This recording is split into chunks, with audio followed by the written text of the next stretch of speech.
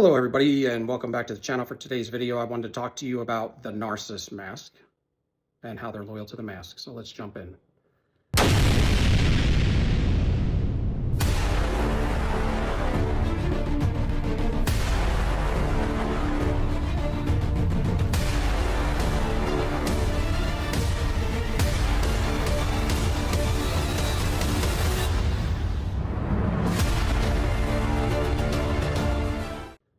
So when you're talking about the narcissist, they don't love anybody or anything. They don't love anybody. They might love things, but they don't love anybody because we're all looked at as objects to them. We're kind of like a commodity. That's how they look at us. And the more they're around you, the less of a commodity you are. That's why when you're scarce, like either a primary source of supply or if you refuse them a lot, they treat you better because they want to be in your company and you're harder to get, you're plain hard to get, or you have in the past. So they're willing to either put in the work and they like the challenge, but they also know that they want your fuel. If they want to be around you and if they're clout chasers, then they're going to have to agree to act better with you than they did with other people. But what you'll notice the longer you're with them and the more that you do for them, the less you matter to them. They take everybody and everything for granted until it's gone. And then when they can't get it anymore, then they play the victim. And it's unfortunate because you always see the pain in it all, you know? And what you got to understand is that mask is what they're loyal to. That's the only thing they love. That's the only thing they'll back up, and they're loyal to the end with that mask. When they speak on that they sacrifice their true self for the false self, that was a spiritual decision that they decided. And it put them in contract with a dark entity that took control over them. And I think when you listen to people speak on it, or Sam Bankman, he speaks on it, and how they would have an imaginary friend and then they would decide to go into covenant with this imaginary friend. It's really weird. And then they would become a cult with it and they would worship it. So they worship the mask. And that this entity, their imaginary friend, would have different energies, like a lot of energy, which that would be appealing to this young child. They may be 4, 5, 6, I don't know. That's kind of the age range he was talking about.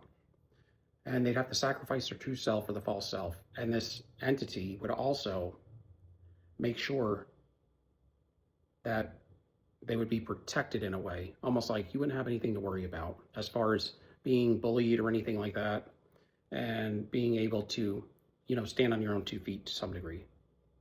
Because a lot of times the narcissist and the young child that becomes a narcissist does all of these things out of fear, and they can't get past the pride.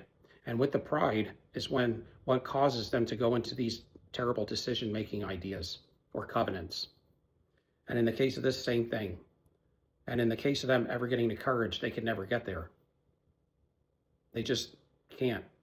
And that's a spiritual leap. I mean, it's kind of like, when you get somewhere and you're almost there and it takes so much, but when you get over that line, it's like glory, It's an amazing feeling. It's almost like you might have just crossed a line to get to the next level, but you feel like you crossed 10 levels. And I think that's where pride and courage meet on the vibration chart. It's almost like that. It's a big deal. If you're down below that 199 and you have to get to courage. I feel like I was there as a child. And I was there also when it came to getting saved, to have to go up to the front of the church and admit that I was a sinner. That was really tough for me. So I understand how it works. It's like a fear, and then there's a lot of ego involved during those time periods because the enemy doesn't want you to do anything to progress. And again, neither does the narcissist. But the narcissist is only loyal to the mask. They're only loyal to the mask, and the mask is what controls them. I mean, that's whatever. The mask is what has got to be squeaky clean because that's their image. And their image is put on or driven by energy or fuel. And I will tell you this, If you walk in authenticity, then you will generate all your own fuel. But if you walk in ego, that's your false self. That's the lie. That's what you want people to think you are. That's the image that you're putting forth, but it's a lie. It's a fake. And the narcissist has to do that every day, all the time. And that's why they're tired a lot, but they're always running around to get more supply and more supply and more supply, because they have to fuel that thing all the time. It's like a car that's always running, and you got to always keep that tank full or else it's going to break down. And the narcissist can't have their mask break down or run out of fuel, because they'll have a collapse. They'll have an injury and a collapse, mainly a collapse, and it would start with injuries. And then their whole life would fall apart, because their whole life is based on that image, that false image that the mask portrays. And they have to get that fuel usually out the primary source supply. That's why when they're with you, in a relationship with you, and you're a true primary source supply, they reap a lot of benefit from you, but it destroys you. And you look like the bad guy, and they look like this graceful Mother Teresa, and they would never do any harm. The family would always say that that type of narcissist would be really nice to all their friends, and they would treat their family like crap. And that's kind of what happens.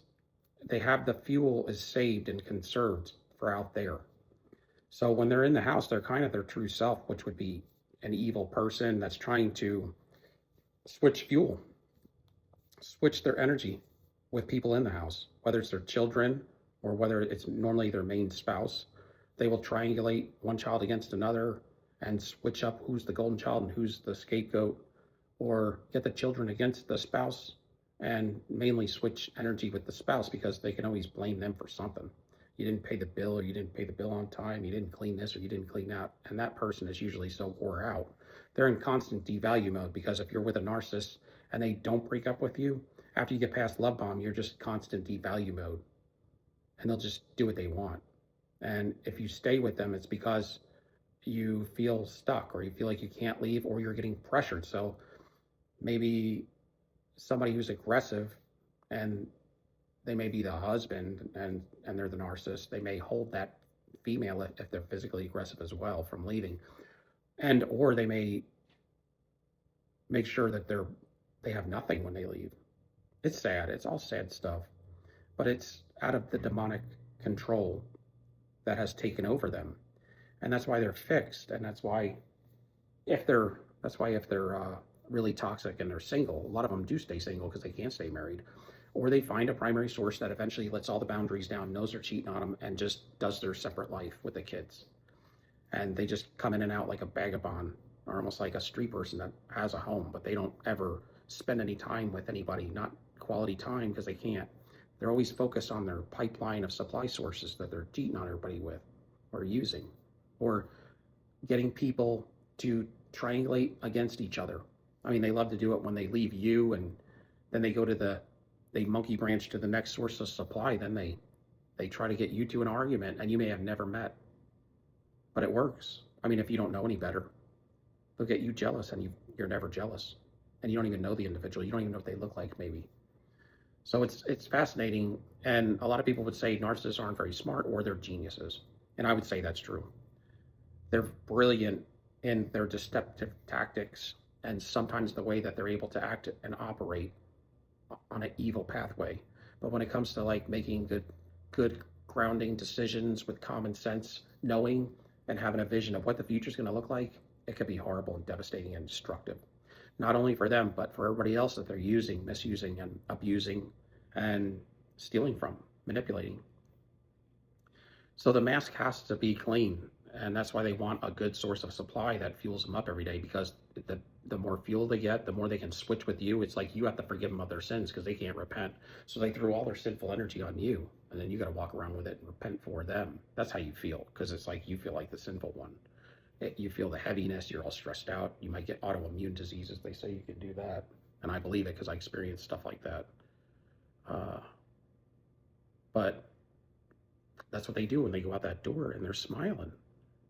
But now if they don't have good fuel, they'll have to go out there looking like a cranky person, and they'll start blasting people out there. So that will make them unsuccessful. So that's why it's imperative that they get an in-house primary source supply and somebody that's a hard worker. They always say they look for a fill, a protector, a helper, someone with integrity, a man or a woman of their word, and a true lover. And if they get that, PHIL, then that's all they need, because they're going to hold you to your word as far as ever leaving them. And you may feel guilty for it. And for the kids or stuff like that, they always like to anchor you down with different things like a child and debt, car debt, loans, houses, so that when they take that mask off, some people would say it's the night of the wedding, and they marry you real fast.